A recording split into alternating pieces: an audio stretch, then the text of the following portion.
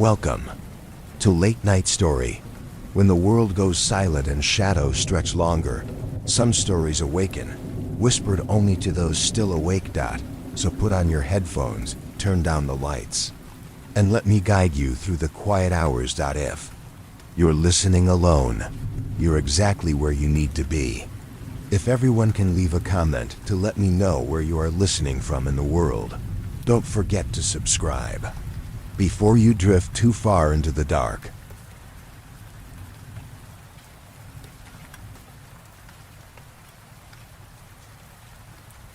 Story 1. My anime figurines are watching me sleep. I've never been much of a people person. I grew up in a small town where everyone knew everyone's business. I heard the snicker behind my back.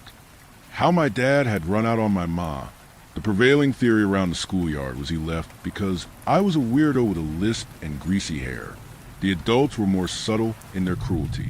Oh, I bet if you stopped hunching so much, you'd be a strapping young lad. Was one I heard a lot. I didn't care about any of that, though. I had my anime. I remember the first show I ever watched. Channel 22 was local news most days. Lenny A, whose hairpiece seemed to devour more and more of his scalp with every broadcast, would bray on and on about local politics and the weather. But Saturdays, Channel 22 was for the boys. I would wake up at the crack of dawn and race down to the den and plop myself down in front of the soapbox. I would crank up the tunes and space out while I scarfed down whatever bowl of concentrated sugar my mother had bought that week. After a time, she would peek her head into the den. I would have to shield myself from the rays of sun that came with her intrusion. Honey, don't you think you've watched enough TV today? It's beautiful out. Why don't you head to the beach and play with your little friends? She said in an gratingly sweet tune. You know the sun makes my rosacea flare up. The doctor said so. I responded, my gaze not leaving the hypnotic visages of cartoon bunnies. Yes, dear. My mother smiled and silently closed the den door in defeat. With that annoyance dealt with, I could enjoy my programs in peace.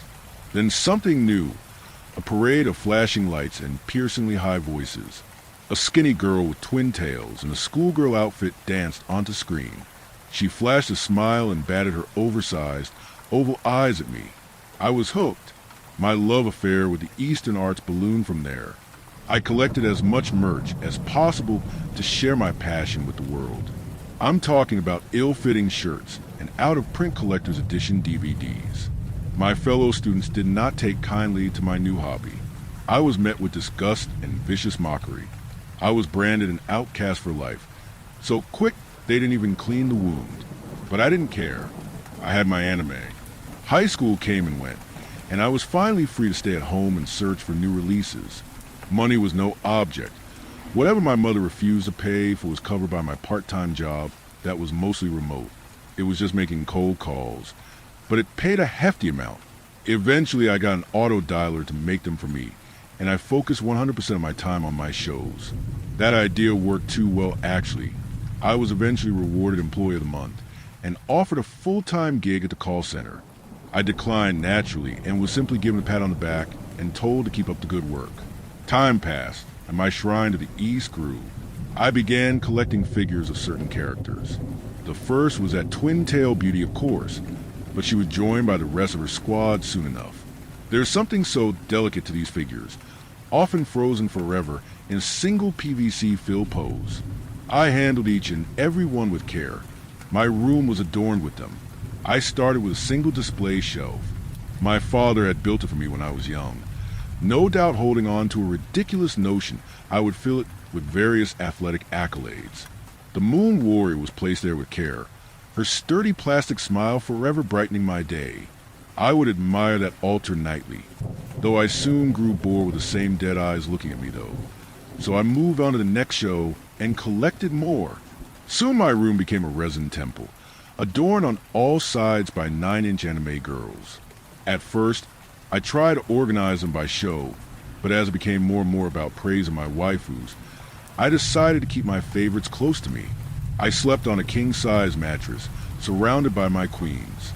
But I suppose you aren't here to hear about my hobbies. You're here to learn about its ruination. It started after my latest purchase. I had been in a bidding war for a rare swimsuit variant Eva figure. It was close, but I had outbid buyer understood by about $7. I was feeling pretty pleased with myself, despite the flood of furious DMs by Tuck. You slimy little shit, how dare you? Can't let me have just one thing, you disgusting hoarder. I'll get you for this, one way or another. At the time, they didn't bug me.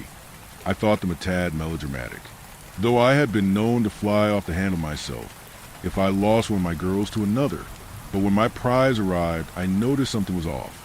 There was a little bit of Asqua's arm chipped off, right near her shoulder. My heart sank. I had been gypped. Disappointed, I put Asqua in the back with the rest of the defects. My fallen idols, as it were. Tucked away near my closet was a small shelf for the ones missing paint or were damaged goods. I took a look at the island of misfit toys and shuddered as I did. The amount of money I had wasted on these rejects. Ah well, that night, I tucked myself in after a long day of catching up on Goblin Slayer and drifted off to a restless sleep. As I entered La La Land, I thought I heard a soft giggle. I jolted awake, blinking the weary out of me as I looked around for the source of the faint noise. There was nothing but thousands of tiny shadows surrounding me. Usually, the sight of my idols was a warm comfort, but in that late hour, I felt disturbed at their lifeless gaze. Painted eyes stood watch over me, and I felt an aura of disgust around them. I tried to push these feelings out of my mind, focus on getting some rest. As I slept, I heard hisses and shrill laughter. Cruel whispers directed at me, encircling me like a siege. Look at him. Watches cartoons all day like it's his job. His skin is ghostly pale, yet so blotchy-ick. I swear if I had to watch him fiddle with his little joystick one more time dash. At least you aren't in the splash zone. Ugly little man. Should just put him out of his misery. Hold him down and stick it to him. This went on the whole night. The conspiring voices. Every time I moved or snored, the voices would hush up.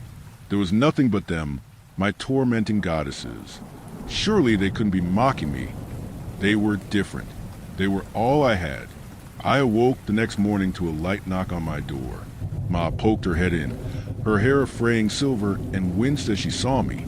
Ray, honey, do you think maybe you could tidy up a little around here? It's starting to smell like eggs a little. I rolled my eyes at her and heaved myself away from her judgment. Later, I said through wheeze respiration, my body struggling to awake. Okay, honey, love you, she said in her condescending way. I grunted in response as she left me shrouded in darkness once more. Eventually, I climbed out of bed and studied my surroundings. My floor was cluttered with discarded laundry and half-filled bottles. My desk was covered in a cavalcade of wadded-up tissues and crinkled bags of chips. I failed to notice any foul scent and decided Ma was just being her usual neurotic self.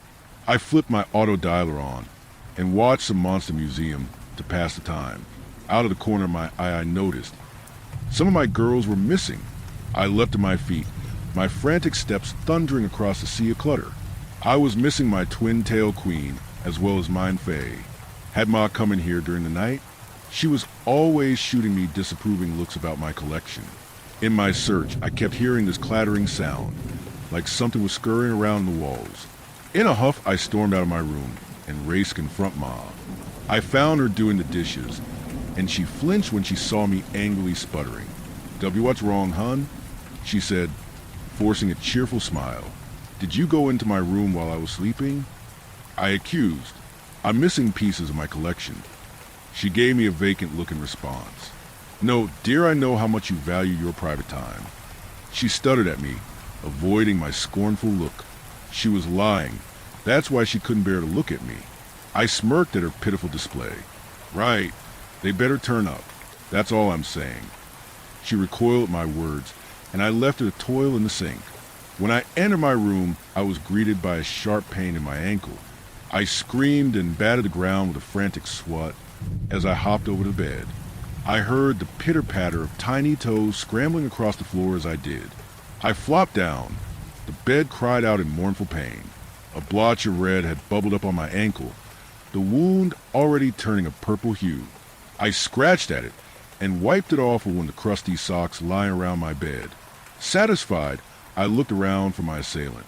I could hear it scuttling about like a roach. Taking a quick glance around the room, I noticed more of my shelves laid bare. The remaining idols stood there, their glazed-over faces mocking me in their eternal grins. I spent the rest of the day searching for my missing figurines. I didn't find them, of course, and it seemed like every time I turned around more would up and vanish. I turned in early, convinced a good night's rest would clear this whole mess up. The voices started around midnight. They were all around me, chattering nails in my ears. They were laughing at me, boasting about their liberation. I tried to get up and confront them, but I couldn't. I was paralyzed. All I could do was stare at the ceiling. As the squeaking voices closed in, the way he talks to that poor woman really burns me up. All that money, and he spends it on us instead of helping her. Doesn't even appreciate us. He's chucked half of us away to the corner of shame. My hair wasn't quite the right shade of violet. Guess that means I wasn't good enough for the big shelf. Big shelf for the big boy. We'd all be better off, Dash. Cut him. Cut him now, Dash. Just tie a little knot, Dash. Yes tonight, Dash. The vile things gleefully applauded my coming demise. I still couldn't move. I felt coils strapped around my plentiful forearms. I struggled in vain against perfectly wrapped strings of rope tying me down. I could feel belts of oppression slapped against my bulky frame. All around me were impish figures shrouded in inky silt houghs. They varied in size and girth. I could hear them whisper to each other as they crowded around. I could hear them scuttling like vermin in the walls around me. Like frayed fingertips on the board, their plastic claws burrowed deep. One of them jumped onto my belly. I saw the ripples flow, and it clopped towards me. It was a figure of a voluptuous centaur, her golden hair flowing in a static pose. She wielded a makeshift spear made of a crooked paperclip and a rusty nail. She held a stern expression on her face, the sculpted beauty. The resin crowd cheered her arrival, chanting her name like a gladiator of old. I raged against my binds to no avail as the centaur strolled towards me. All around me were high-pitched voices consumed with bloodlust. Kill, kill, kill, they chanted. In the corner of my room, the broken ones were thunderous in their cries. Their wiry frames and exposed parts jiggled as they cheered my would-be assassin on. My face strained as with all the strength I could muster. I yanked my doughy wrist against my restraints. I could feel the burn as they dug in, staining my flabby tissue with carpet burns and bruises. With a cry of thunder, I finally pulled free, the snap of my liberation echoing in the dank bedroom. The centaur paused its advance, but only slightly. I lunged towards it as I pulled myself forward. The restraints fall into pieces as the crowd hissed and scattered. It was then I realized how much they had been corrupted and changed. Their faces remained the same, yet evil and carnage radiated off their preserved visages. Their oval eyes moved on their own, rolling around their bulbous heads as they scudded around the walls. They clung to the wood paneling like their full lives deepened on it. I could hear them tunneling in the bones of my home. I grabbed the centaur and winced as it dug the tiny spear into my flesh.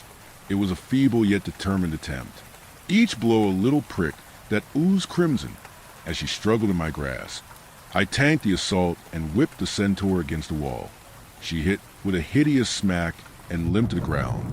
One of her legs had popped off the frame and she was struggling to get up, cracks forming her once magnificent body. I stared at the display wordlessly, my heart beating faster than it had ever my entire life. I glanced at my wrist and saw the deep burn that had embedded itself. I stumbled out the bedroom and waddled to the bath, hoping there was still some cleaning alcohol. I could still hear them. The scratch in the walls only intensified as I scrubbed my hands raw in the basin. They were all after me now, all cramped in the walls like a raging river. I could hear their voices crystal clear in my ear. I'd like to feed him to my harpies. So mean to us, we just want to play. Vile villain, you'll toil away in the afterlife for this. We're gonna get you, Ray. Watch your back. Shut up. I finally screamed at the wretches. The voices laughed at my rage and taunted me further.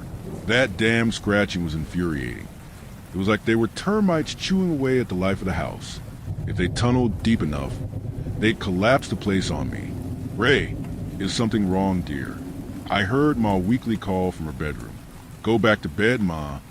I roared at her. I was met with silence as the voices denounced my treatment of her. I stormed back to my room and slammed the door. I spent the rest of the night, and every night since, watching the walls. The shelves are bare for the first time in years. The only thing they collect is dust now. I haven't left my room. I know they'll set a trap for me if I leave.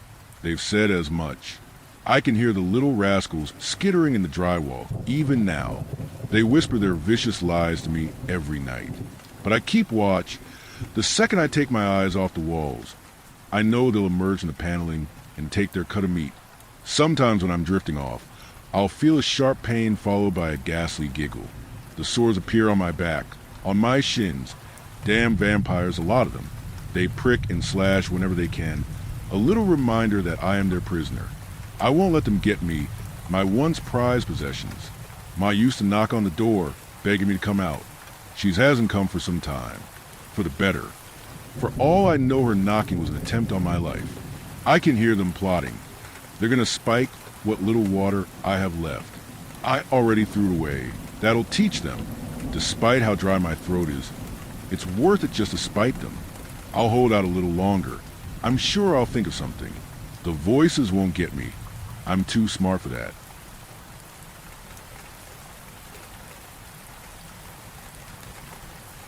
Story 2. I thought it was a bug bite. It was the itching that was the worst. A few days of nonstop itching. Then one morning, it was a little thing growing on my back. Felt like a nipple, if a nipple was oozing pus and blood, and sent shooting pain up my body when I touched it. It sat right above the waist of my pants. I spent my whole day contorting myself into a pretzel to try to claw away at whatever was happening back there. I couldn't help but squeeze it. It felt good to press my fingers together. Feel the pain as a liquid threatened to blast through my skin. Feel the hard lump of whatever was under the surface, waiting to emerge. Every so often I'd feel a squish and a pop, and my fingers would get slick and damp, come away with blood or a bit of yellow-white pus, almost cream, and the itching would subside for a minute, and then the itching would start again. Eventually I got accustomed to the circular timing of it. Itch, scratch, pop, gush, slick relief, itch. When I got home, I looked at it in the mirror. Raised patch of skin, and maybe 3 centimeters across, and red, violently red, crusted in blood and pus. Then I noticed something I wasn't expecting. Hair, coarse dark hair.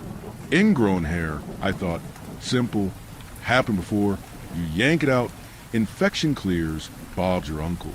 I got my tweezers and worked it for a while, but I couldn't get a good grasp. After a half hour of working this tiny metallic torture device all around a hole in my back, I gave up and asked a professional for help. I rapped on my neighbor's door. "Tony, coming, mate." Tony was waking up from a nap. "Tony, this is well, it sucks, but I need your help." "What's up?" "I've got something stuck in my skin. I need you to help get it out." "All right, mate, show us what you've got." I turned, lifted my shirt. "Wow, well, I'd better get some gloves."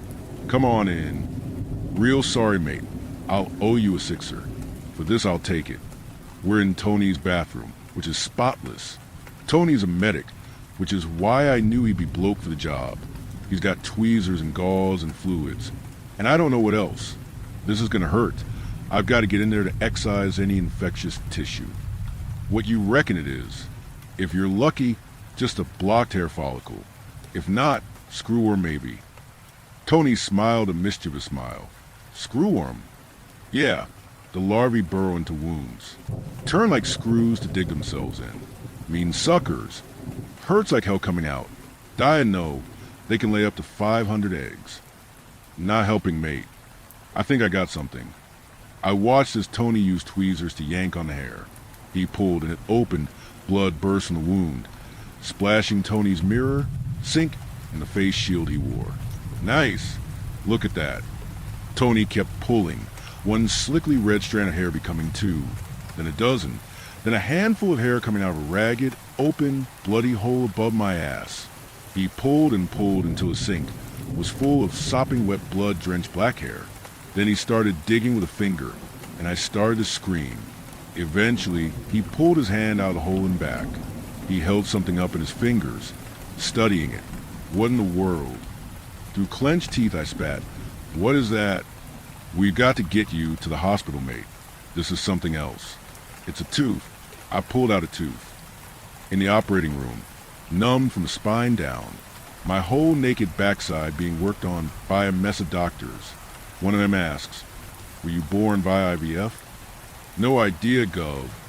I mean, the only reason for this much organic material to occur at this site would have to be a chimera, right? Another one speaks up. Would make sense, wouldn't it? It's not like he ingested it. I try to turn to catch an eye. What would make sense? A third says, but fetal death almost always happens in utero, for it to have developed and grown this much. I would assume that he would have had tumorous growth. Have you had tumors in your midsection before? Not that I know of. Please tell me what's going on. I believe, and we'll have to look into it. I think you must have absorbed a twin, a parasitic twin that's been growing inside you for your whole life. A twin that burst out of you today like it was being born.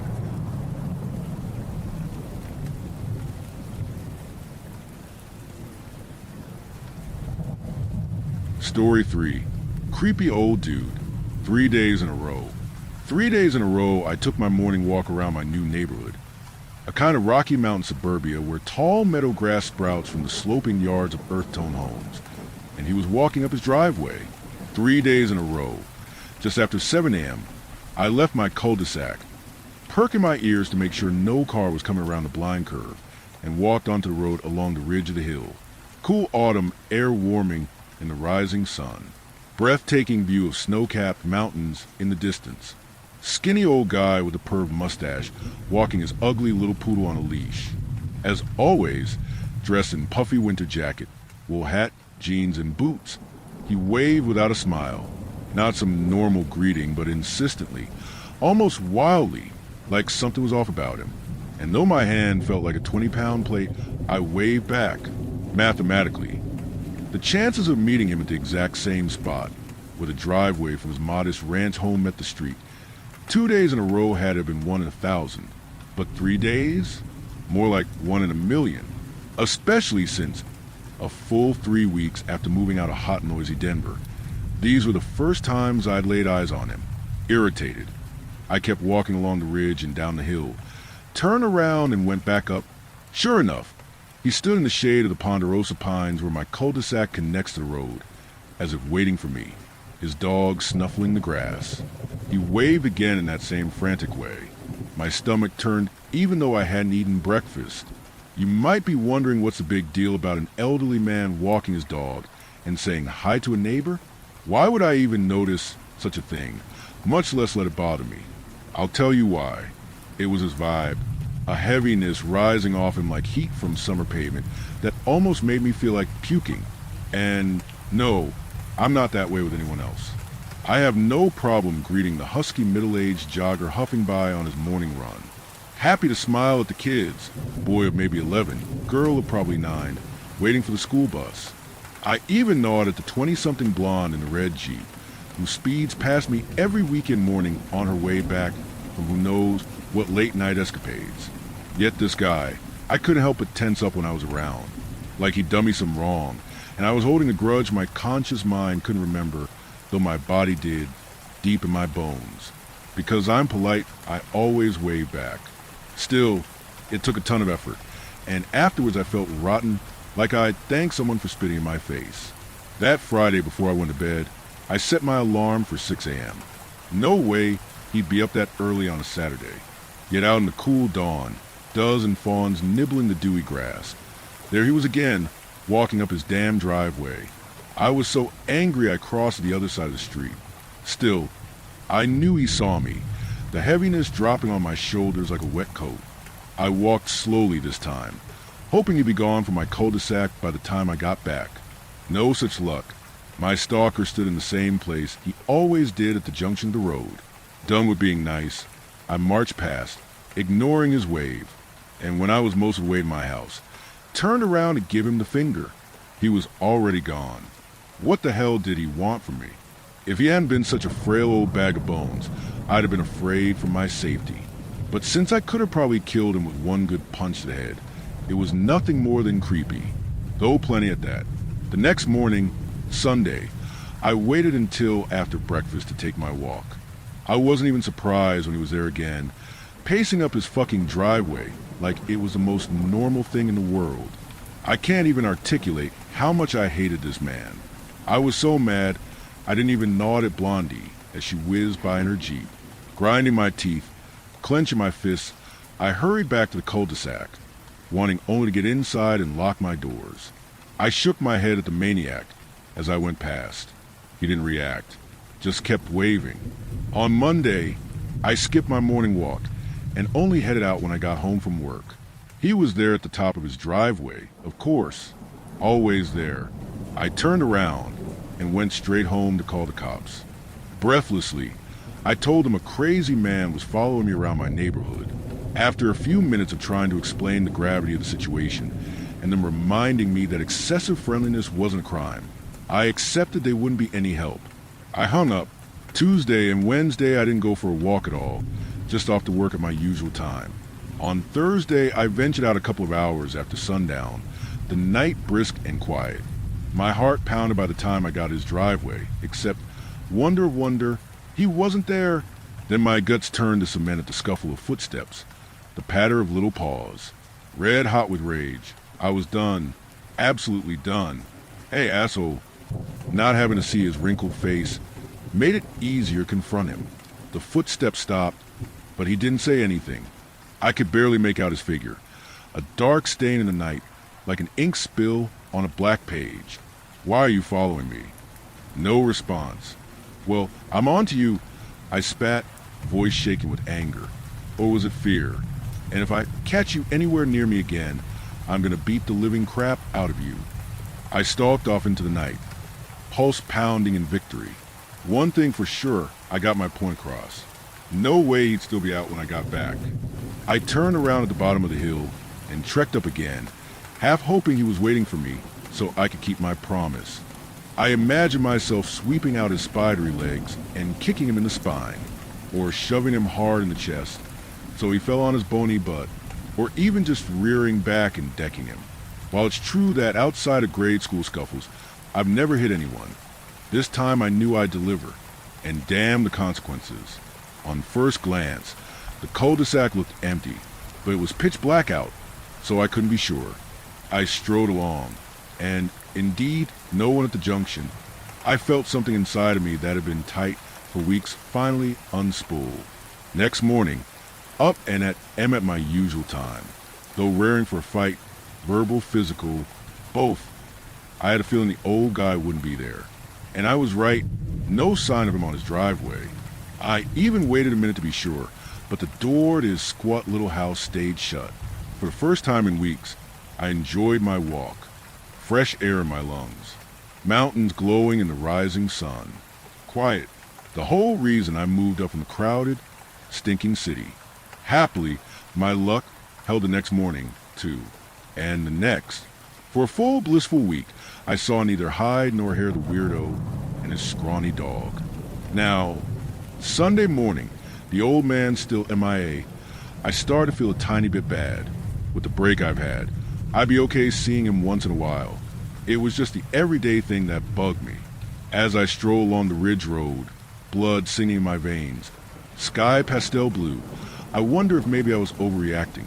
After all, dogs need to go out at least a few times a day. So, of course, the guy would be out there first thing in the morning when everyone gets up, and again in the afternoon and evening, which happened to be the other times I took my walks. By the time I get to the bottom of the hill, it dawns on me that these strolls with his dog might be the only way the old codger breaks up his day. I don't think he's married or works, so he probably looks forward to his little trips around the neighborhood as much as I do. And what if the reason he kept bumping into me is because he's lonely and wants to talk, but is too shy to say something? What if he's not the monster here, and I am? On my way back, I hope I'll catch him in the cul-de-sac, so I can apologize, strike up a little conversation, get to know him a bit. A few minutes out of my morning won't kill me. He's not there, and my heart sinks. Still, it's not too late to fix this. Whistling a happy tune, I amble down his driveway and knock on the front door. I'm jolted by a deep, loud barking from inside. No way that tiny poodle is making these sounds. Before I can worry if I got the right place, a clean-shaven 30-something man in collared shirt and slacks answers the door. Behind him, a brunette in blouse and skirt holds a snarling boxer by its collar. "Sorry to bother you," I say, tentatively and a bit confused. "Is that older fellow around? Your dad, maybe?" He squints. "My folks live in Phoenix." "Oh, hers, maybe?" I nod towards a woman, who struggles to keep the growling dog from charging. The man shakes his head, and I catch a whiff of his piney cologne. "They're in Denver. What's this about?" I figure they're just being protective. In my kindest voice, I ask, "Who's the elderly man who lives with you?" He gives me a blank look. I dry swallow, nervous for some reason. With the poodle, sounds like you got the wrong address. He shrugs. "Sorry, we're getting ready for work." My armpits drip, and I'm jittery as if I've had too much coffee. Surely, I haven't been hallucinating. Before he can close the door, I blurt out, "You're saying old man with a black poodle doesn't live here?" Before he can respond, the woman, who's finally calmed the boxer to a low whine, chimes up, "You mean the guy who used to own the place?" "Used to." My tense shoulders relax. At least I'm not seeing things. "When was that?" "We've been here almost 3 years, she says. The realtor mentioned him. Guy in his late 70s. That's him. I sigh with relief, certain I've figured it out. He's still in the neighborhood? I think he's got dementia and keeps forgetting he doesn't live here anymore. The woman furrows her brow and shakes her head. The boxer is finally quiet. He didn't move. He died. No, dizzy, I stagger back a step. You can look it up online. She nods. Winter of 2019, I think. Someone speeding past a stop school bus almost ran over a couple kids. At the last second, the guy pushed him out of the way, got creamed himself. Poor little doggy, too. The sky spins, and I rub my eyes until I see stars. That's when the boxer breaks free and bolts towards the door. The man slams in my face just in time. In a daze, I stumble up the driveway, tripping over my own feet. A ghost. I've seen a freaking ghost. I threatened to beat up a ghost. No wonder the heavy vibes coming from the old guy. He's dead. Then a chill down my back. And maybe out for revenge. Nauseous, I pace along staring down at the cracked pavement. If ghosts are real, does that mean there's an afterlife? A cartoonish image comes to mind of my grandparents dressed in white floating on a cloud. Does everyone become a ghost? Or is it like the books and movies where they have unfinished business? How many are out there? Have I seen others before and not known it? Can everyone see them, or just some of us? And what about the poodle? Dogs can be ghosts too? Can all animals? Brain boiling like a tea kettle, I reach the top of the hill. Why is this guy haunting me, of all people? It's not like we have any history. Before last month, I hadn't even set foot in the neighborhood. I'm so caught up by the whirlwind of thoughts.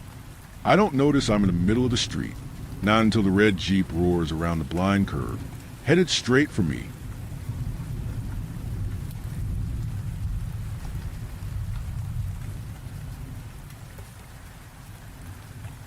Story 4.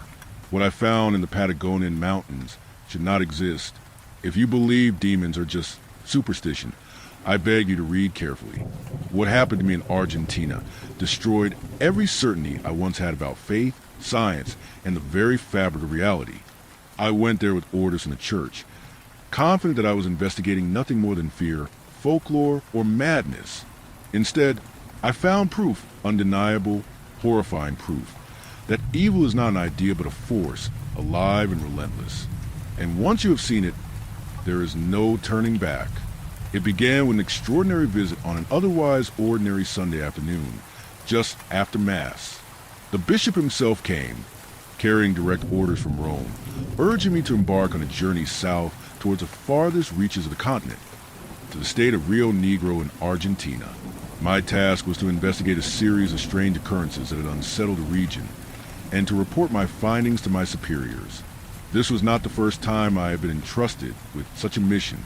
During my years of priestly formation, I had always taken particular delight in the academic side of theology and demonology. The church had granted me access to obscure volumes, hidden away in ancient vaults where natural light was but a distant echo. I devoured those pages eagerly, studying every description of the manifold ways evil could manifest in the world. The abyss of my curiosity was filled by knowledge reserved only for select eyes. In exchange, I was asked to conduct investigations of the church without neglecting my regular ecclesiastical duties. I believed in God as the creator of the universe, yet I had always thought of the devil and demonic manifestations merely as metaphors for human wickedness and the corruption of the spirit. My philosophical stance unsettled many within the church, who held firmly to the reality of the earthly war between good and evil, God and his angels against the devil and his infernal legions. Yet my eccentricity was tolerated, for the study of the enemy was considered indispensable, and few were willing to undertake it. The preliminary report from the local priest mentioned a sharp increase in violent crimes in the city of Lodge. What was strange was not merely the frequency of the crimes, but the sheer brutality of them. Fathers drowning their infant children without any apparent reason. Lifelong friends tearing each other to pieces with their bare fists. Schoolboys abducting younger children and abandoning them in the frozen Patagonian mountains, left to the merciless winter night. And then there were the signs. The local priest's request was even more unusual. Strange symbols had appeared throughout the city in the months leading up to the crimes. Local authorities assumed them to be a juvenile prank and paid them little attention. But when monuments and government buildings were found covered with the signs, they decided to intervene. They repainted all the walls, houses, and businesses that had been vandalized, issued warnings to the group believed responsible, and considered the matter closed. The very next morning, the signs had returned. As if awakened from slumber, they appeared atop the fresh paint, in a yellow more hypnotic than before, as though their potency had been amplified by the city's futile attempt. No witnesses had seen anyone repaint them. The photos accompanying the report left no doubt. These were no ordinary signs. They consisted of two circular shapes surrounded by finely drawn Latin letters, and in the center, abstract figures that sometimes appeared geometric. There was intention in every stroke and a skilled hand behind it. It took some time to trace their origin. I knew I had seen them before, though I could not place where.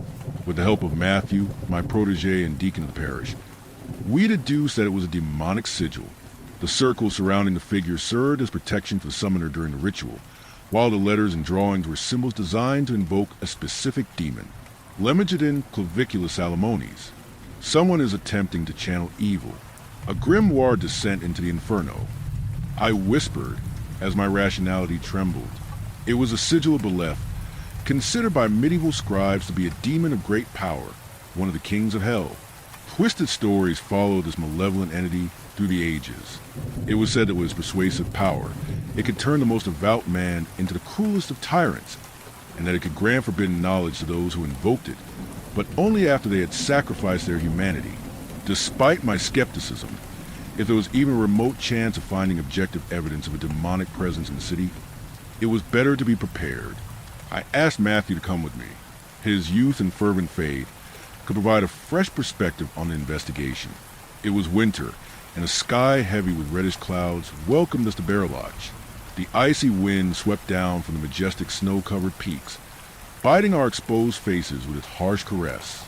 I had always enjoyed the stillness of the cold, its relentless calm. Snow had piled on the sidewalks and rooftops, covering every human construction, and I found myself reflecting on untouched lands, on fresh beginnings. Nature unaltered, perfect in its design, sublime beyond the grasp of reflection. It was a Saturday and the streets were empty. The city lights were weak, barely illuminating the daunting shadows of trees, swaying in the gusting wind. Father Louis, the local priest, guided us through some of the sites of recent crimes.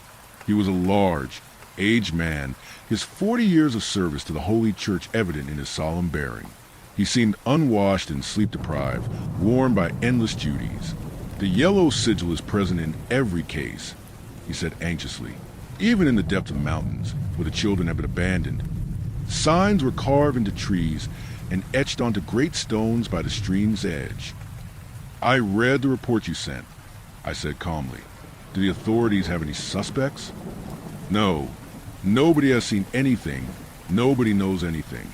There is no evidence of who paints the symbols, nor why they reappear when walls are repainted. People are terrified. They come to me seeking answers I cannot give. They want someone to blame, and they will find someone, even if it is not the true culprit. Do you have anyone in mind?" Matthew asked with a broken Spanish accent.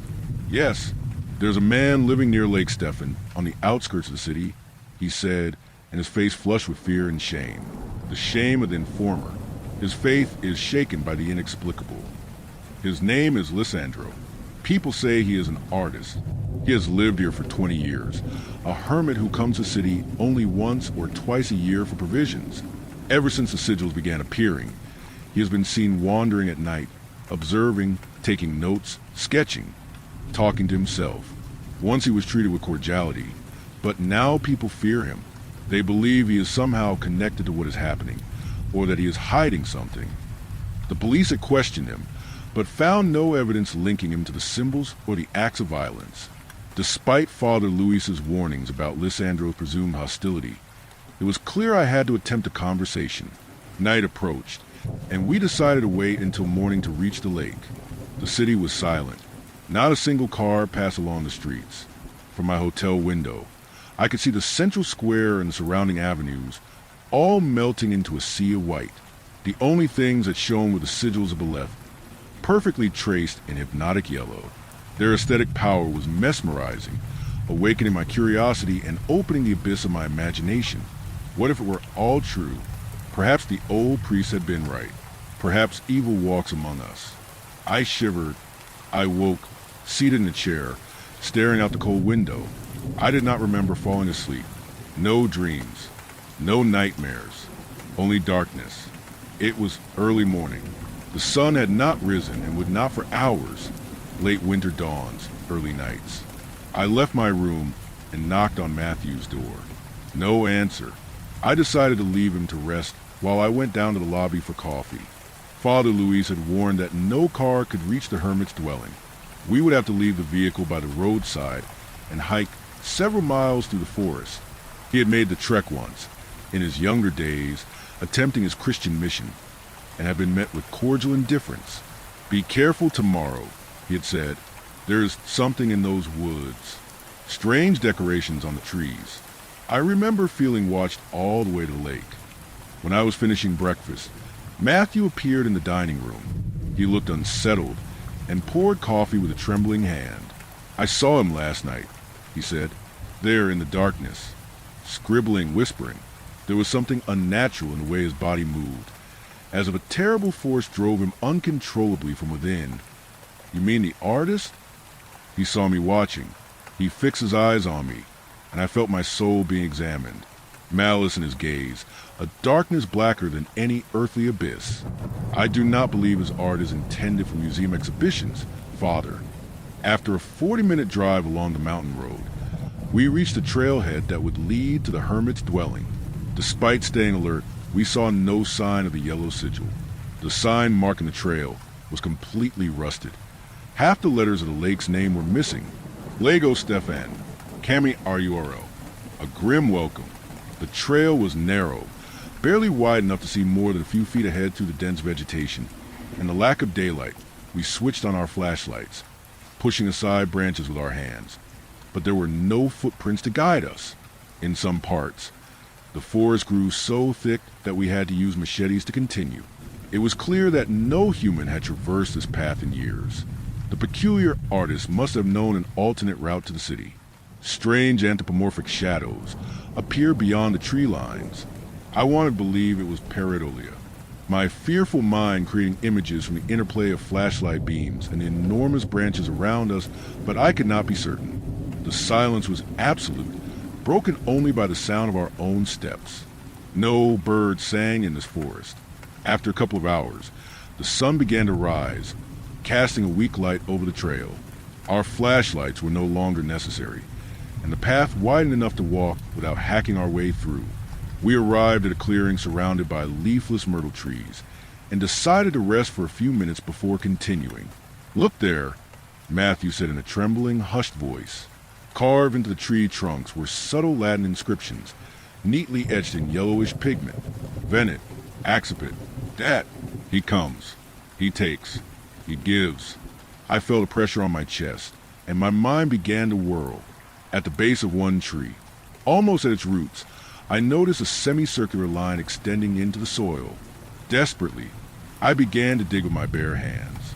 It was a sigil of Beleth. A dark thought surged through me. I ran back along the path we had just walked and began digging at the base of the nearest tree with frantic speed. It was there as well. Matthew joined the effort, and at each tree we found a terrible sigil carved into the earth. Because of our struggle with overgrown foliage, combined with dim light and the narrowness of the trail, we had failed to notice the presence of the seals. We had been careless, and now we were too deep. "Father, we should return to the city. Let's call the cardinal with the information we've gathered and await his guidance and the church's word," Matthew said. His face was somber.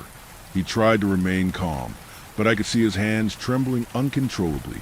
"I cannot turn back now. The church has given me a task, and I must fulfill it.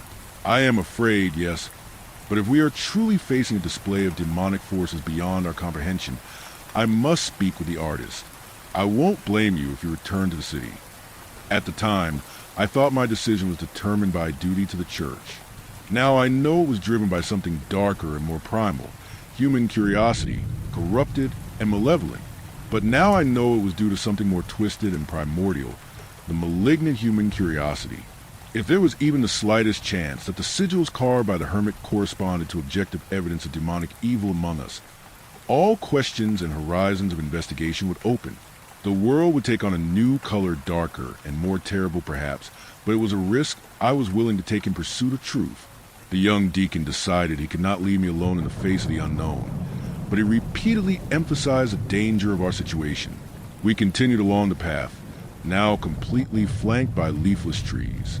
The carvings became increasingly elaborate and lifelike, demonic visages with exquisitely sculpted wings, sinister eyes painted red that I dared not meet for long, and symbols fashioned from rare fabrics and narcotic colors, pulled straight from ancient tomes I thought accessible only in the Vatican vaults.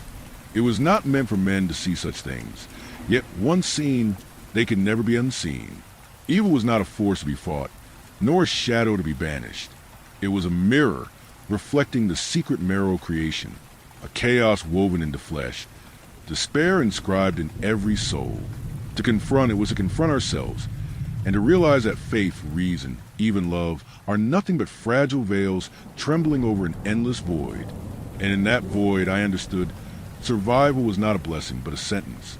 And I knew, with a weight heavier than any fear, that my work had only just begun.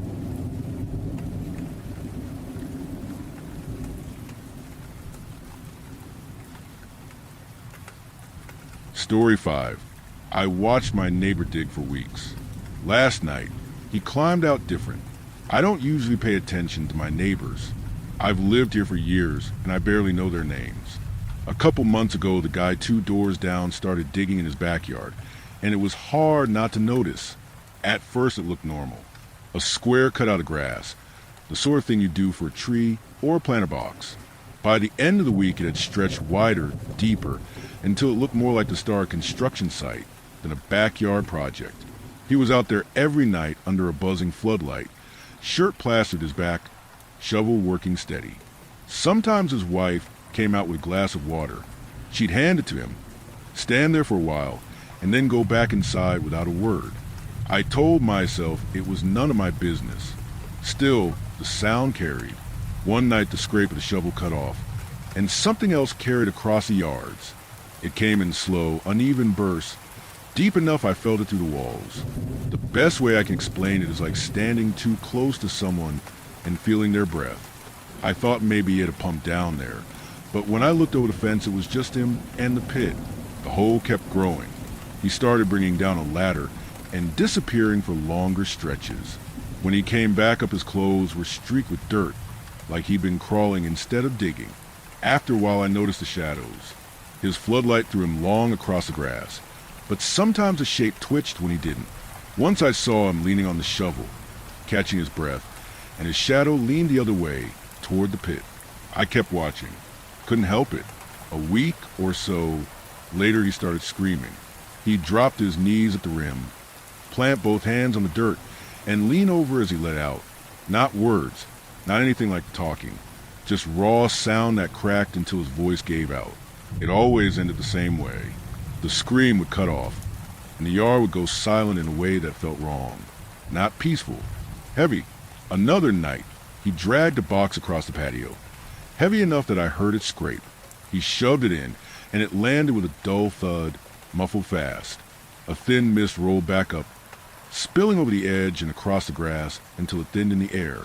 After that, I stopped sleeping much. I'd pace the house and end up at the window again, lights off, waiting. Sometime after 3 one morning, he set the ladder aside. Then he stepped over the edge and kept going down. Smooth, steady, like the ground had shaped a path for him. The floodlight reached a few feet, then nothing. He was gone. I stood there a long time. He didn't come back up. Minutes kept passing, the silence pressing harder, until I started to feel like I shouldn't even be watching. When he finally climbed out, his hands were empty. His face caught the light in long streaks that ran down from his eyes to his chin. Mud smeared his shirt and dripped from his elbows. Even though the dirt all around the pit was dry, he just stood there at the edge, chest rising and falling, like he was breathing in something the rest of us couldn't. The next morning, the pit was gone. Grass stretched smooth, patio furniture back in place, like nothing had been touched. His wife was out front watering flowers. She smiled and waved like it was any other morning. He sat on the porch with his eyes closed, sun on his face, calm in a way I had never seen. I wanted to ask, but what would I even say? Sometimes at night, I still hear it. That uneven breath pressing to the walls, as if the ground hasn't forgotten.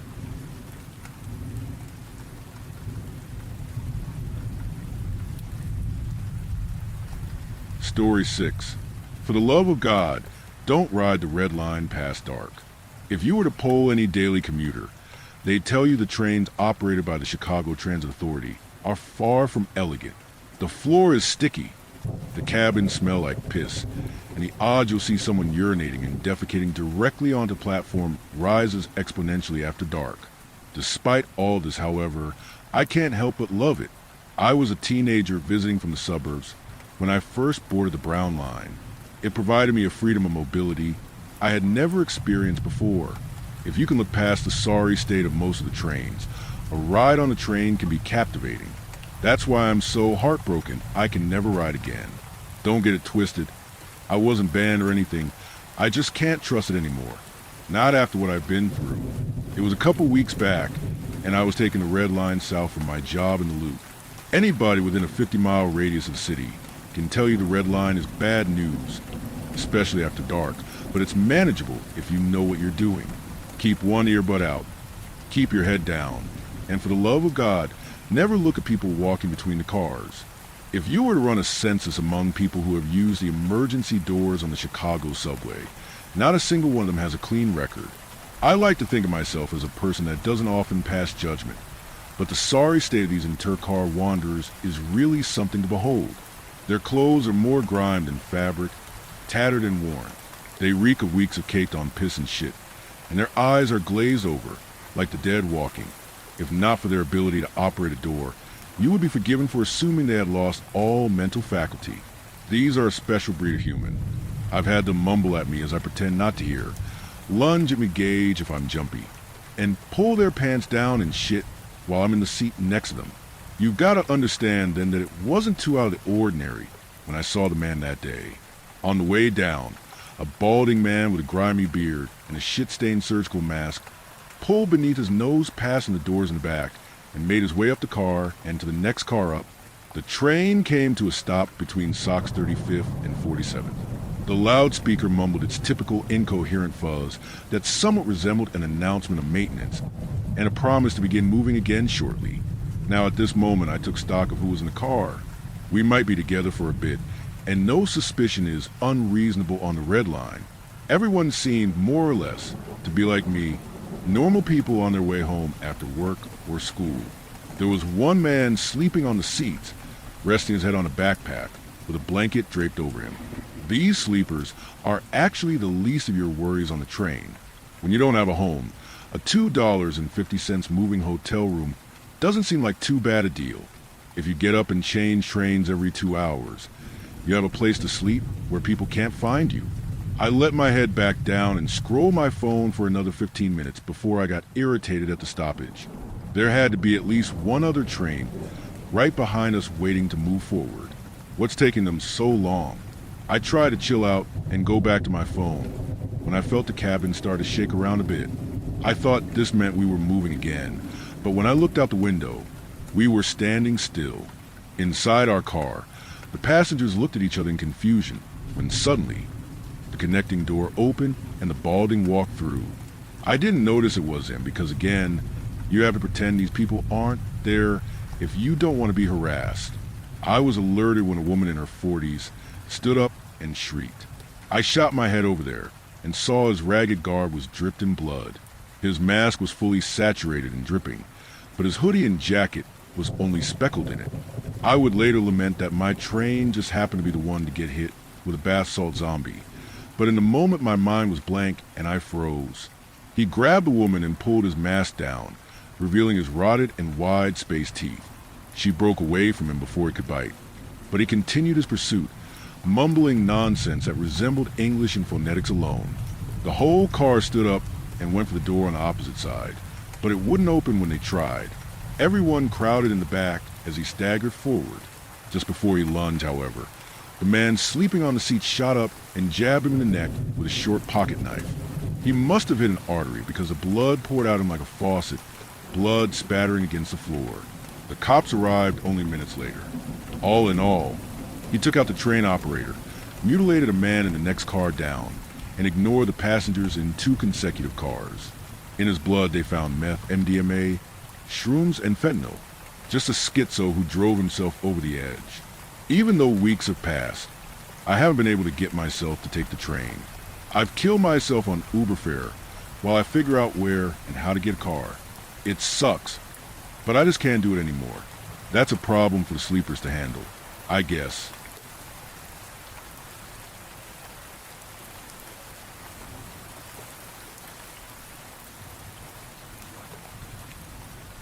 Story 7. I saw something and someone is not happy about it.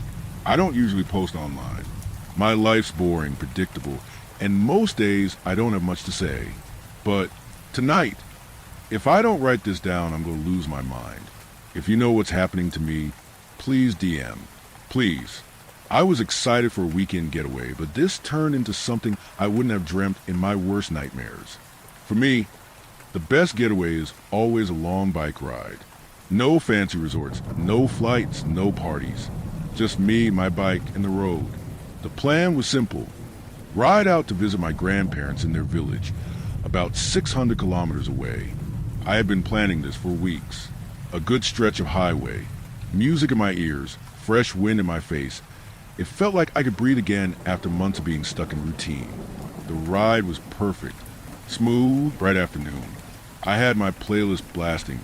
I was singing along, cruising. I hadn't felt this free in years. And then came the detour.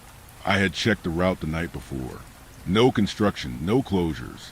But somewhere near the last 100 kilometers, I saw the barricades. The main route was closed. Disappointed, I pulled over near a tiny tea stall just off the highway. It was one of those roadside setups.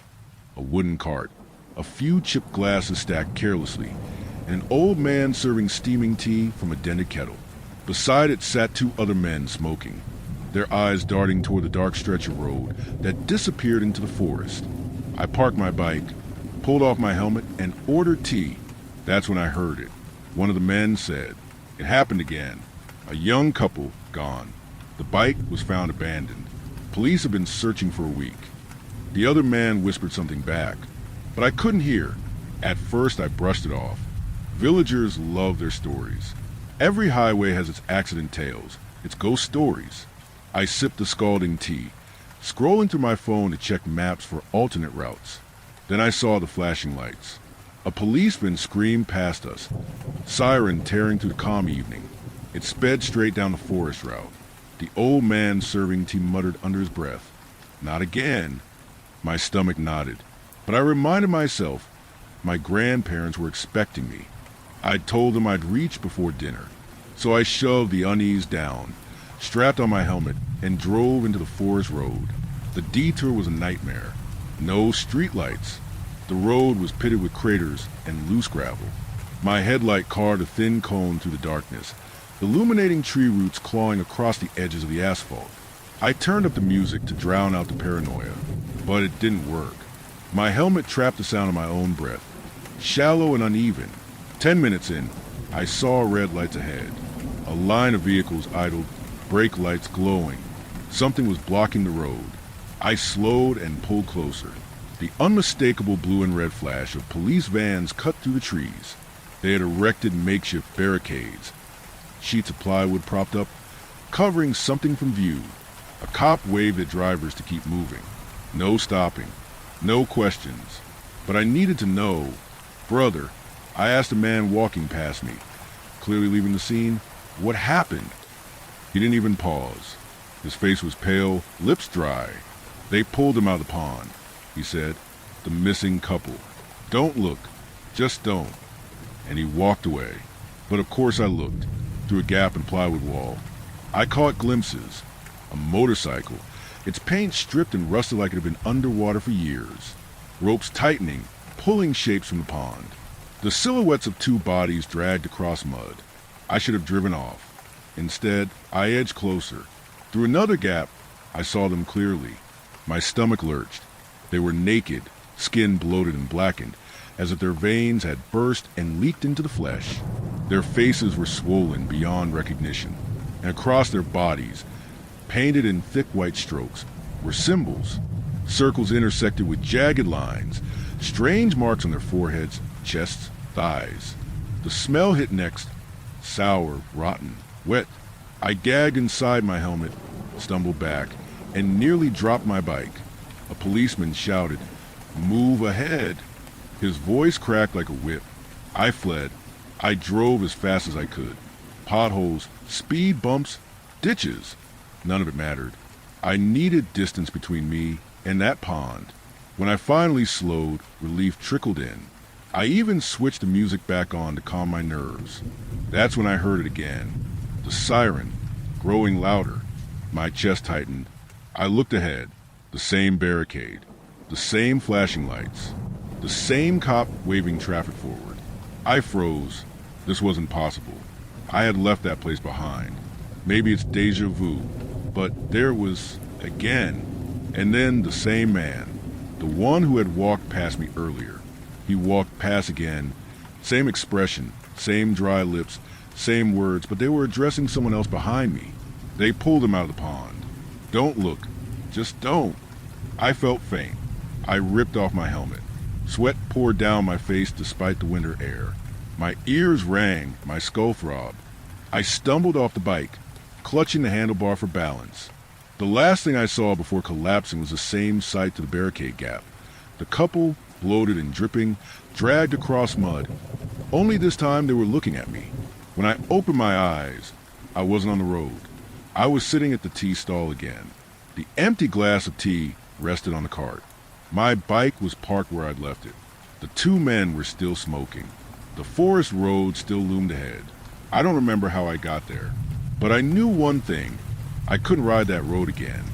I found a small temple near the highway. White paint peeling from the walls. A single oil lamp flickering by the entrance. I told the priest my bike had broken down, and he let me rest inside. I called my grandparents, lied that I'd be home in the morning. Now I'm sitting cross-legged on the cold floor, typing this out. I can still hear faint sirens in the distance. I don't know if I actually lived through what I saw, or if I was dreaming. But if anyone knows about this place, about the symbols painted on those bodies, please DM me. Because I'm scared that if I close my eyes tonight, I'll wake up on that road again.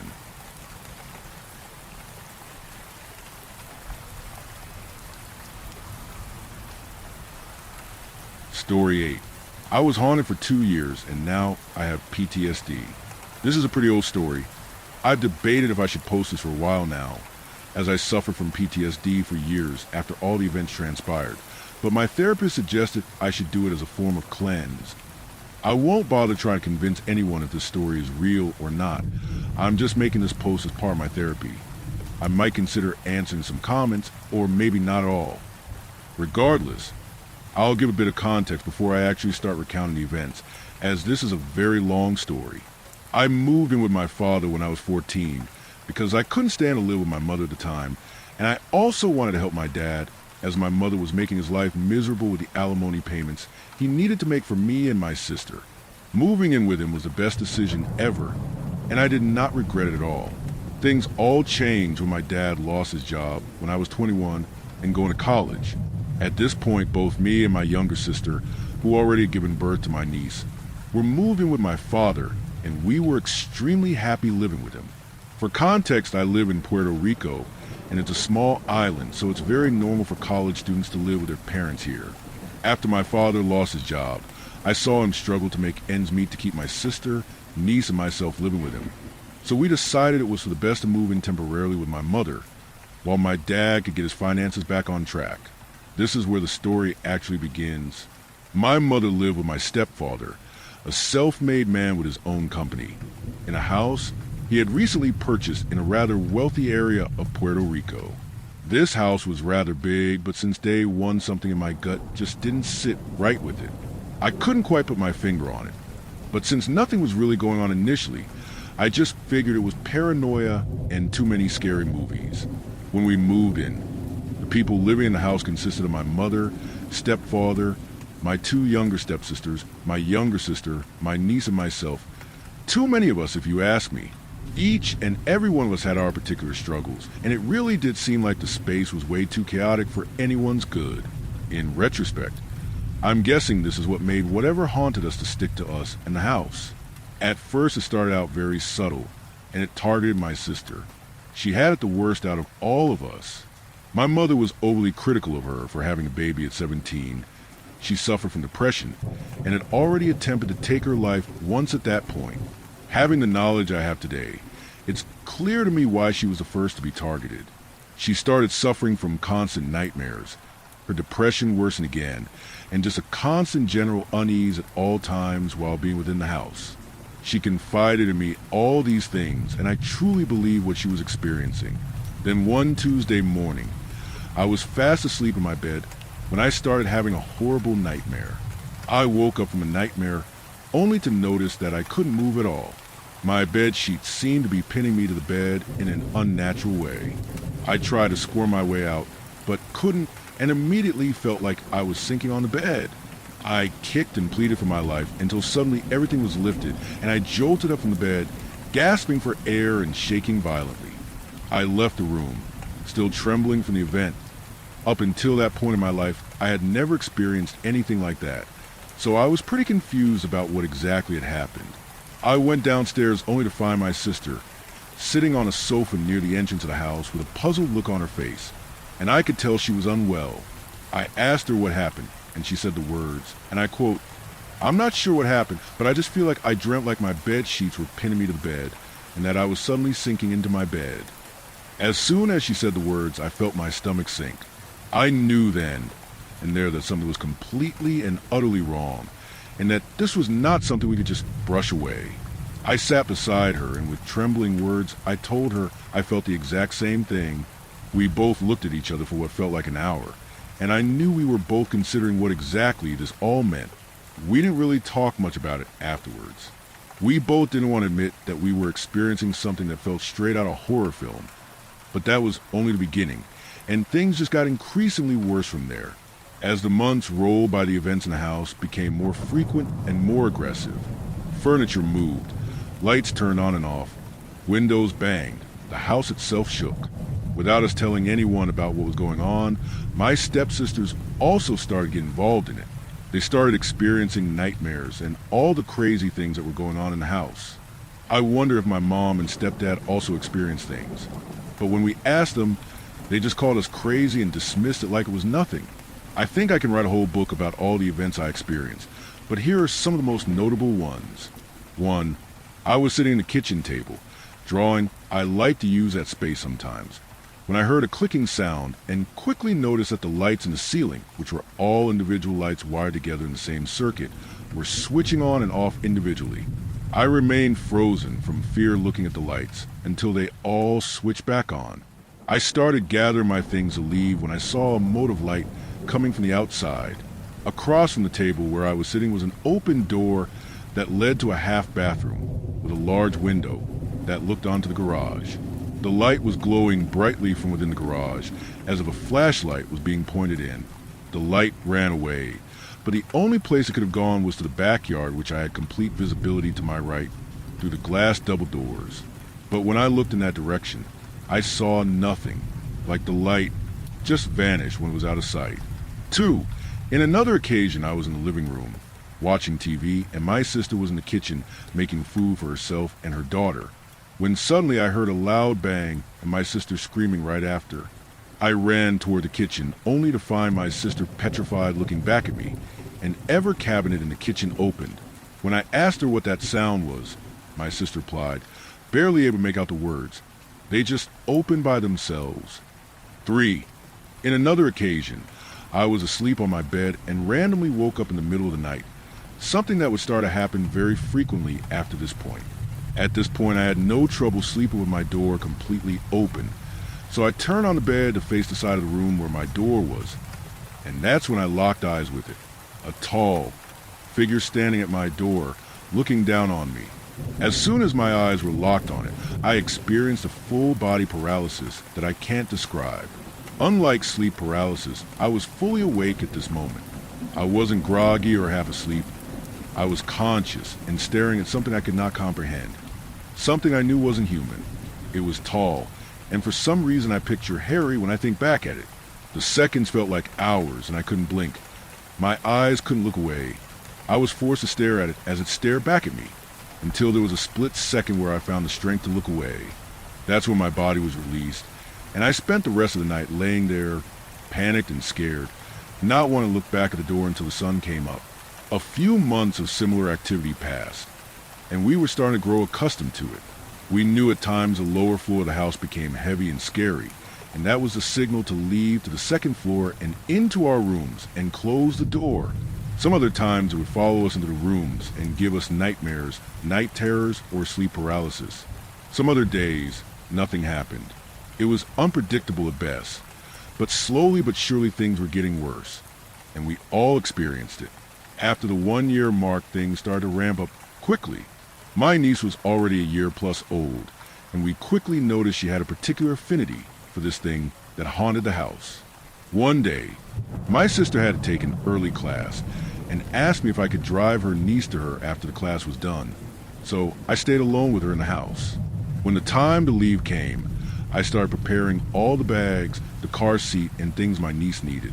It was all too much for me to carry simultaneously, so I carried the things first into the car and left my niece behind for a few seconds while I loaded everything. Once I'm nearly done, I hear my niece frantically call to me. In Spanish, uncle is tío, which is very easy for a baby pronounced early on. So she was saying that over and over. When I ran back, she was visibly scared and pointing to a corner of the living room that had absolutely nothing.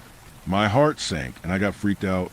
I quickly scooped her up from the floor, and we left the house in a hurry, not even bothering to question what happened. That same night, my niece refused to be left even remotely alone, and as a means to calm her, me and my sister slept beside her so she could be calm. A few hours later, I started having a nightmare that led into sleep paralysis. I struggled against the sleep paralysis, and as soon as I opened my eyes, my niece woke up screaming, and my sister as well.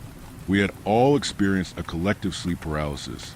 That was when my sister started looking to move out by whatever means necessary, and the activity just got worse and worse.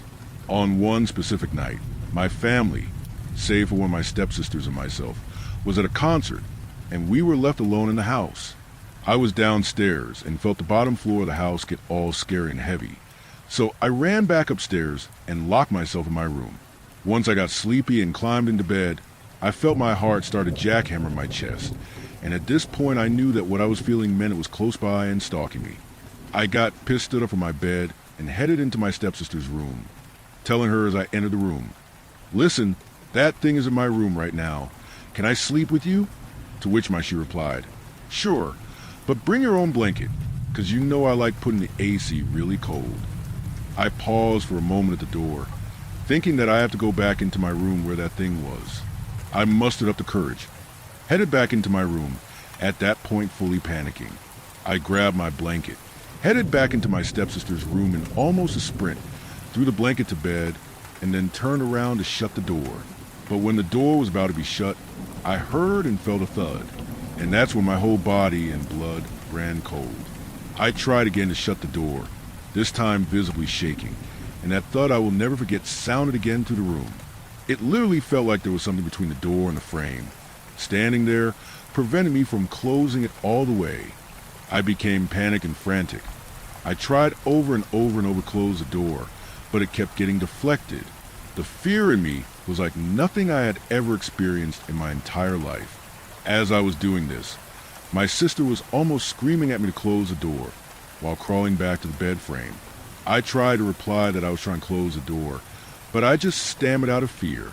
A few tries later, the door was ripped out of my hand, and it physically pushed me back onto the bed. The door remained open for about 3 seconds while a menacing aura radiated from blackness. Right after the door slammed shut on its own, the sound echoing through the whole house. We sat there for minutes, speechless, completely fear-stricken, trembling. We didn't know what had happened, what we saw, but it was one of the most terrifying experiences of our lives. We didn't sleep much that night. Our family arrived around 2 a.m. for the concert, but we just stayed in the room with the door shut. The last and final experience that I'll recount, the one that made me leave and never return. Up until this point, everything happened at night, but almost a full 2 years of the haunting had already passed, and the demon or spirit or whatever was at the point where it could just do what it wanted when it wanted. I woke up around 9 a.m. on a Sunday, alone at the house. This happened every once in a while when my family was out on a trip and I had to stay behind to take tests, study, or do college projects. Checked my phone to see if I had any calls or messages, and just laid there in bed for a moment collecting my thoughts. While lying there, ready to jump from the bed and head out, I noticed something in the corner of my eye. I looked toward the closed door, and I saw something I hadn't seen until that point. It looked like a transparent figure was standing at my door. It looked like when the pavement is so hot that the air distorts and gives that particular wavy effect when you look through it. But it was in a humanoid shape as tall as the door. Immediately, I knew that it was in my room looking at me, and I saw it move towards me and latch onto me. Immediately, I started choking. Like the air couldn't reach my lungs in any way, and I began to struggle uselessly. What I could only imagine is that it was choking me. I struggled for a few seconds, and then I felt it release me. I scrambled to the door, left my room, and ran downstairs, where I started to feel an overwhelming sense of drowsiness. I knew it wanted to make me fall asleep, because if I fell asleep, I'd be vulnerable again, and it could do as it wanted with me. The reason I didn't just up and leave immediately was because my car was busted at the time, and I needed my best friend to pick me up and take me places if I needed transportation. I refused to fall asleep, and for the next few hours, I tried everything I could to not fall asleep. About 4 hours passed, and I lulled myself into a false sense of security. I was in the living room watching TV, and I decided to lay down for just a moment. In less than 2 minutes, I was asleep. That's when it happened. My body flipped so it was facing up to the ceiling. Immediately my eyes opened, and there it was. After 2 years of being haunted by the same entity, I finally caught a glimpse of it. It was hovering over me. Its face still transparent like before, but I could make out faint features of a grotesque but humanoid face inches away from mine. It opened its mouth at me and howled into my face a guttural, demonic howl that to this day I still dream of it sometimes. The howl lasted a few seconds, feeling something indescribable course through me. Once it finished, I immediately jolted up from the sofa. I was both livid and terrified. I was done with the holdings, done with everything, done with living in that shithole of a place. So I packed my things, called my friend, and just walked out and never set foot in that house again. The rest of my family didn't last long in it as well. I'm not entirely sure if anyone else lives in it afterwards, but I'm almost positive we were the ones responsible for latching that demonic spirit to that place. Too many problems, negative emotions, and situations happening while living there.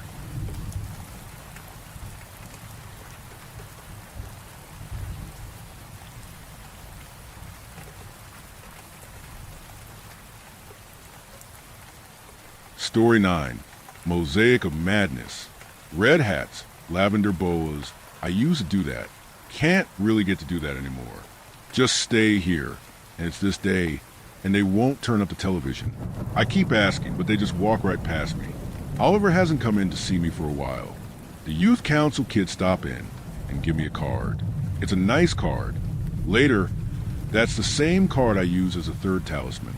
The squiggles in crayon contain powerful emotions, kindness and innocence and concern. It was enough to unravel that particular gate. I don't know if I'll have time to explain that part. I'm getting tired. It started when I was thinking about how I used to wear a pink hat and a lavender boa on my birthday. I was never called a queen, at least not to my own face. I called some of the ladies queens. Sometimes, we didn't use those terms in front of anyone else who wasn't with us when we were laughing about it. You've got to be there in the moment to get a joke like that. I can't tell any of those jokes. Now that's why. Might seem irrelevant, but please be patient. I'm not good at this, and I don't like to complain, but every keystroke I do hurts my wrist and I have to stop. So I'm really trying. I wish Oliver would come and fix my dragon microphone, so I can just talk into the screen. That works a lot better. Thank you, Oliver, it's working now. It started when I was considering the implications of being socially isolated.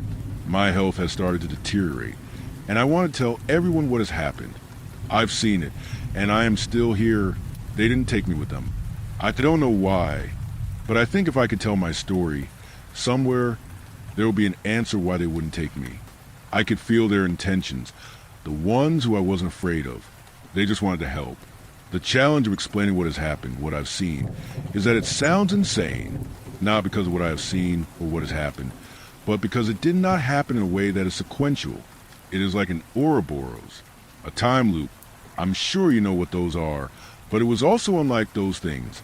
Those are just examples of the strangeness I have survived.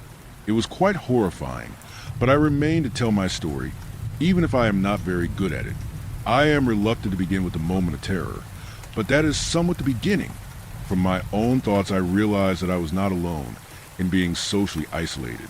Everyone I was looking at was also, and it was like I had begun to get tolerant to the drugs. I've always liked me some drugs. Drugs are good. I was definitely on drugs. I'd realized I was sitting there in a wheelchair, the television practically muted, and I was in some kind of underground facility. That was what I became aware of. My fur talisman. No, I said first. Oh shit, never mind. Erase shit. I thought he fixed this thing. Whatever. My fist talisman. First was the joy, the laughter, the sisterhood I was daydreaming of as a space cadet. Totally subdued, the gate led me to myself. I was cognizant, somewhat, and managed to remove the drug feed in my arm. After a few hours off the drip, I was able to groggily move myself around and became more aware of everything. Taking note of those first thoughts I'd have to remember, because I couldn't remember anything else. Just a memory of a memory I had daydreamed about. That's all I knew. I had to get out of the endless loop. I had to break the cycle. Somehow, I knew that I'd just end up back in my room. That was the second gate, but I was terrified of its guardian. Whitehead. There's a creature in the hallway known as Whitehead. The ones who just wanted to help arrived and warned me. I was not hallucinating them. They branded their mark on my face, burned it into me. I screamed because it hurt so bad. We are only trying to help. The ones who want to be helpful said. They were almost silent.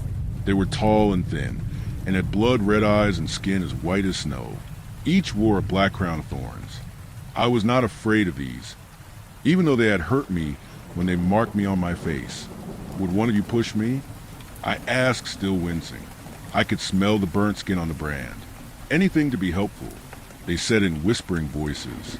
It took the strength of all of them combined to push me forward in my wheelchair. I was scared, but relied on their mark to get me past Whitehead. I closed my eyes and didn't look at the monster, but I felt its heat near me, its hot breath and stankiness in the air. That was the second talisman. Once we were safe in my room, I called Oliver. He didn't answer. I still needed my dragon microphone fixed, and I was going to have to start writing down my adventure one key at a time. It really did hurt a lot to write the beginning. Maybe I do like complaining. Ha ha ha. That is when the creatures explained what I needed to do to escape. They told me about the 5 talismans and gates, and warned me it was going to be horrifying beyond all possible reason. This was the only way I was getting out alive. While I began to work on this, the creatures went room to room throughout the entire facility and collected everyone else. They took them all and left me here. That is when Whitehead went berserk and killed all those people who kept walking past US and wouldn't turn up the television. Whitehead was running up and down the hallways, and I could hear people screaming and being torn apart. I was shaking with fear. I was horrified and terrified. I did hallucinate briefly, my mind conjuring a daydream so I wouldn't go mad with fear. I thought I was being hunted by Chester Cheetah, saying, "Unleash the hounds," and a bunch of Italian brain rot characters came running out led by the Jolly Green Giant. When I calmed down, I just sat there in ordinary terror as the horrible massacre continued. Several times the creature came to my door. I closed my eyes, but I could smell the blood all over it. It looked at me, and I didn't look back. It saw my mark, the one left by the kind and tall creatures. Then it would resume the hunting of those who were not taken. Not the people in the wheelchairs or the drugs in their arms, but the other people. I guess they were workers in the facility, but I never saw them do anything but walk around. I do not know what happened to the 3rd gate. I've got the card from the youth ministry that visited. That's the 3rd talisman. I should make a note of that, since I've had this one the whole time. I think there's some way to edit this thing. Now I must face the 4th gate, and I have no idea where I will find the 4th talisman. The 4th gate is guarded by something so awful, so indescribably grotesque, so twisted and warped, so obscenely ferocious, that my terror is absolute. I cannot even think about it any further, and I must pass that thing and somehow survive. I am too afraid to continue. Why did they choose me? Oh, right, it is because I could see them and hear them. So they were able to instruct me on what to do. This doesn't really seem fair. I'm going to call Oliver. He never answers. I wonder why we even have phones in the first place. It seems like they just gave us phones to mess with us. I know I saw some of the people sitting by their phones, instead of watching the practically muted television. I took a nice break from all this horrible stuff. I found the remote and managed to get out of my wheelchair and pick it up. I am getting my strength back. I can remember some stuff, although I don't know I am remembering things. I just sort of do think about things and know certain things, but I can't really get my brain to focus on ordinary details about my life or who I am or where I'm from. Oliver stopped by today. I've disrupted the time loop I mentioned. I try to explain how things don't happen in the order they should logically happen in. This fact is very frightening, but it helps to be keeping a written record of what is happening. Oliver took a look at it and said that it's really cool I'm writing a horror story about being here. He says it needs work because it isn't coherent enough for anyone to read. I asked him if he'd get it to the newspapers if anything should happen to me, and he said he'd do that. I told him not to change anything, and he promised he wouldn't. I didn't tell him this is all a true story, because I didn't want to scare the shit out of him. I hid the Avalicine sign from him under a big square bandage.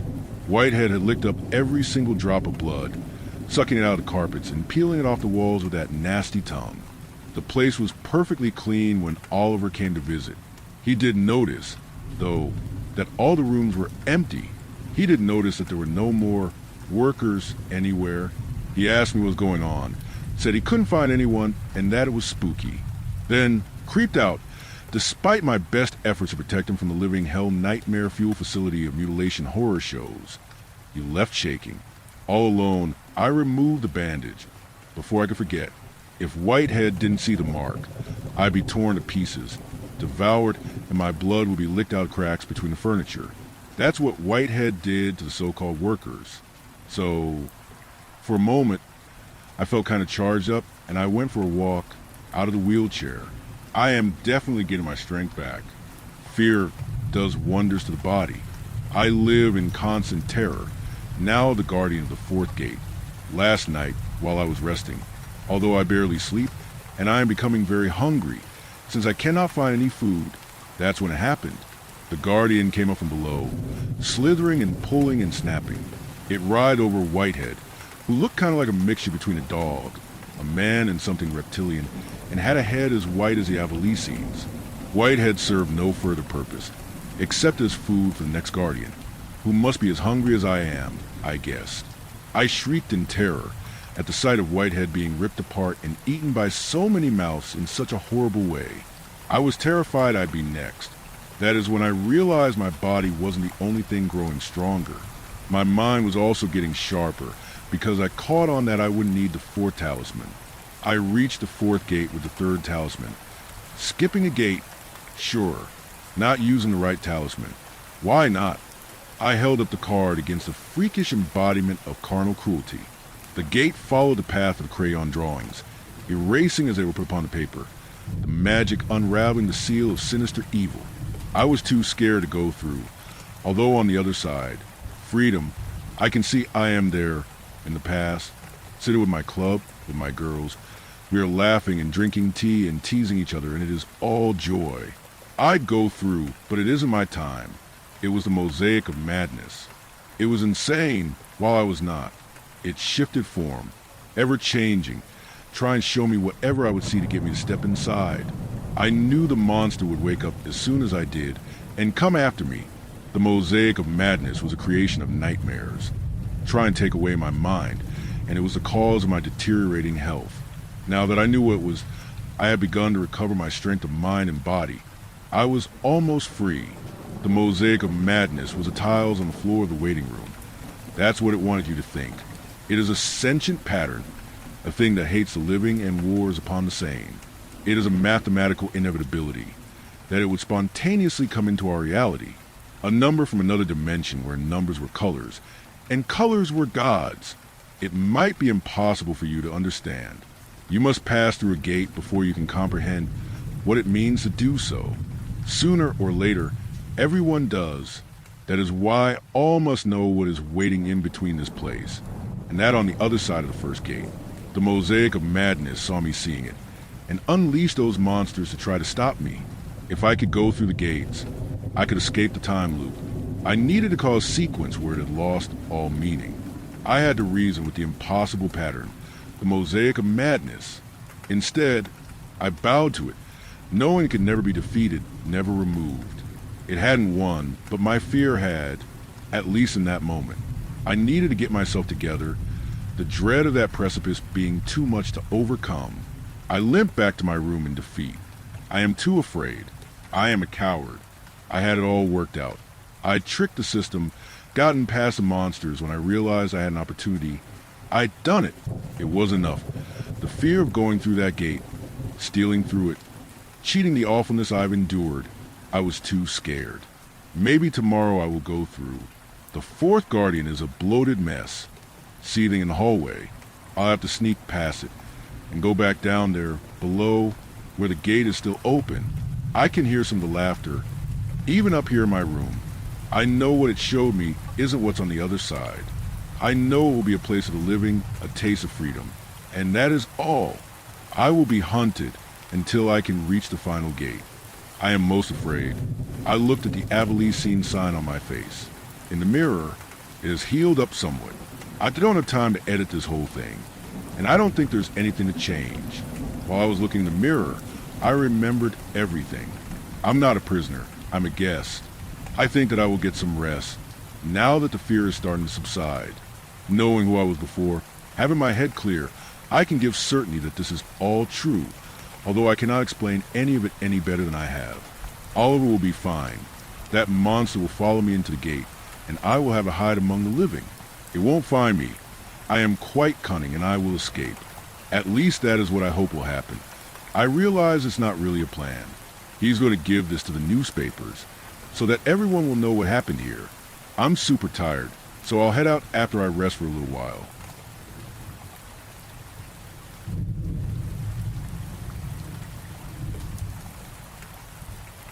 Story 10.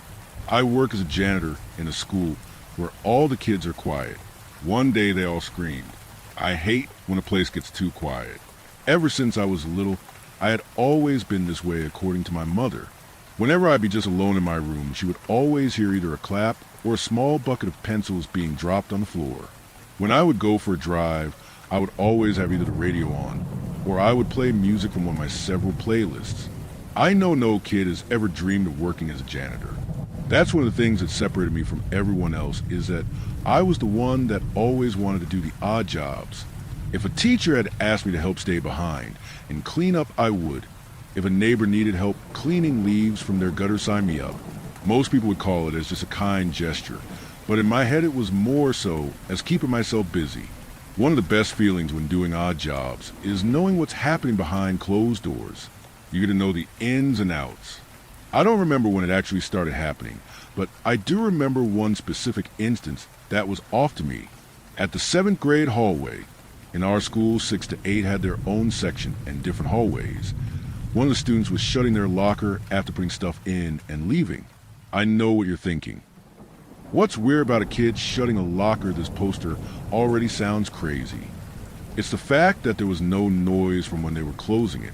After a couple minutes, when the student left, I got out my keys and checked the locker. Sure enough, I heard the occasional squeak. Weird, I thought as I closed it back and continued doing my normal shift.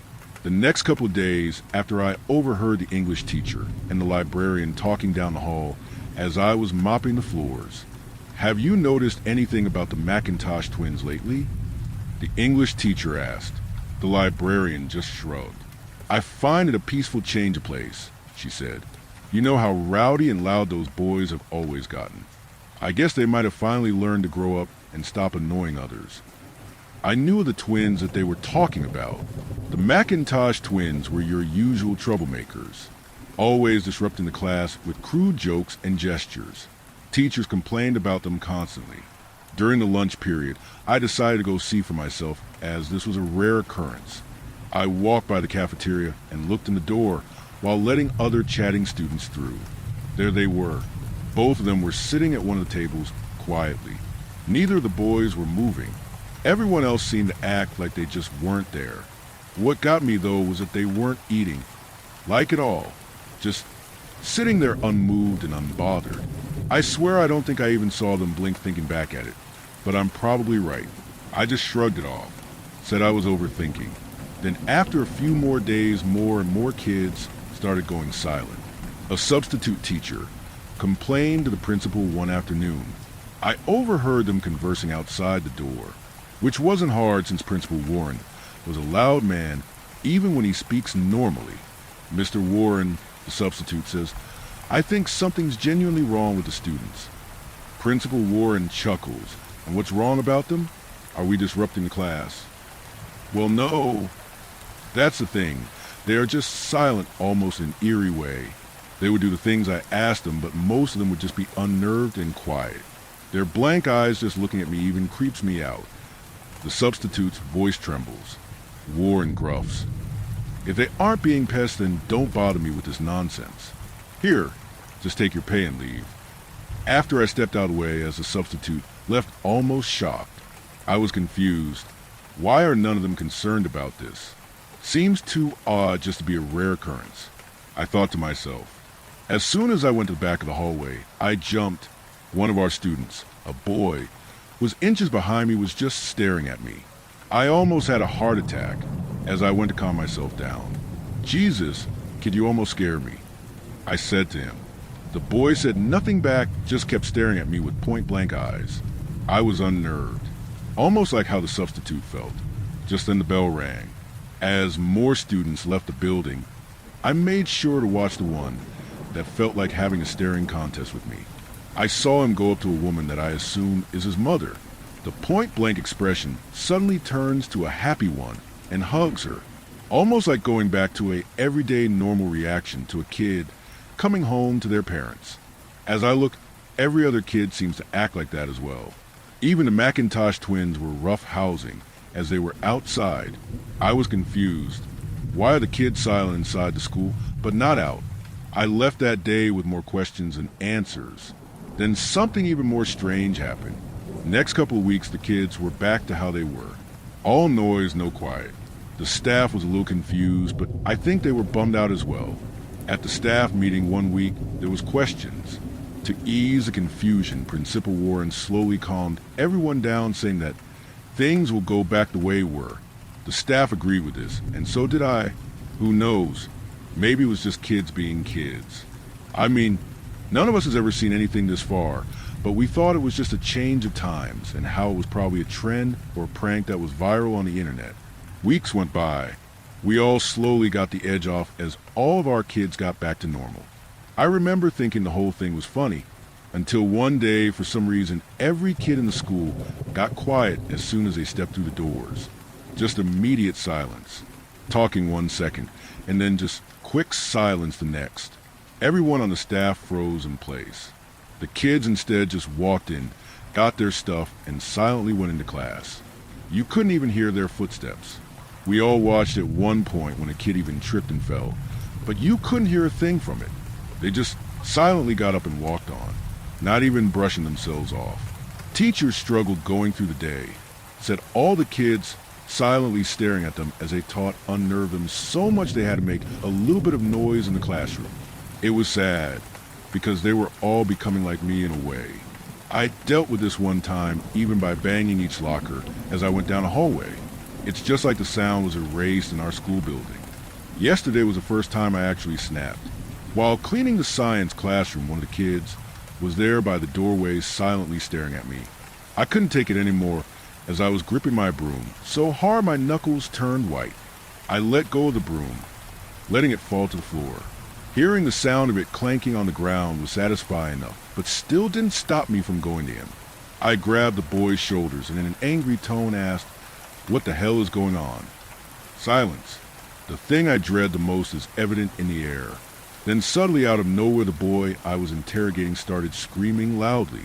So loud that even I had to hold my ears as it screeched. Teachers that were near me came out of classrooms, also holding their ears as I looked, and every single kid was yelling. You can see them sitting in their desk chairs patiently, but their mouths open in a scream that takes forever. We got them all to quiet down after Principal Warren on the intercoms told everyone to go outside.